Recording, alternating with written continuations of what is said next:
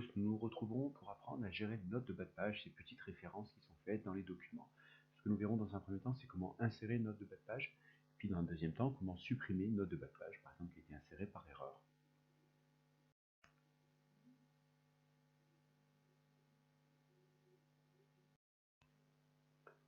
Pour mettre en place une note de bas de page qui va nous permettre de faire de l'intertextualité, de faire des références, par exemple, on est toujours dans le même document et on voit ici que dans le premier paragraphe, on fait appel à une personne, Ralph Waldo Emerson.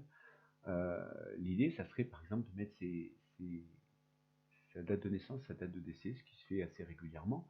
Si c'était un livre, on pourrait mettre la référence à l'auteur, l'éditeur, des choses comme ça.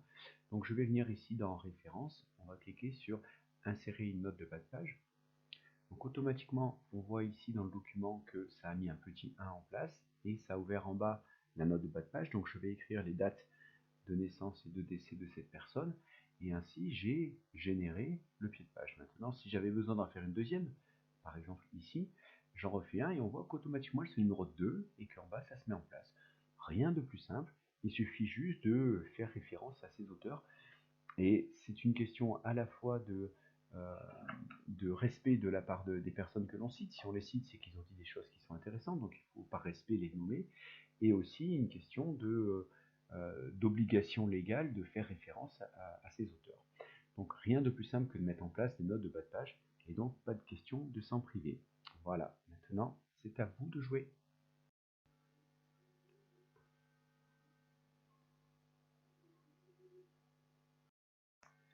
Donc dans ce document, on a mis la référence au niveau date de naissance, date de décès de Ralph Waldo Emerson et de Abraham Maslow. Elle est ici. Maintenant, peut-être que Abraham Maslow, je n'ai plus besoin de l'afficher. Donc ce qu'on va faire pour pouvoir la supprimer ici, c'est venir à l'endroit où je l'ai mise en place, ici, le petit 2. Donc il faut arriver à cliquer dessus. Voilà. Je l'efface. Je le supprime et automatiquement ça supprime la référence en bas de page. Rien de plus simple. C'est simple à insérer et c'est simple à supprimer. Maintenant, c'est à vous de jouer.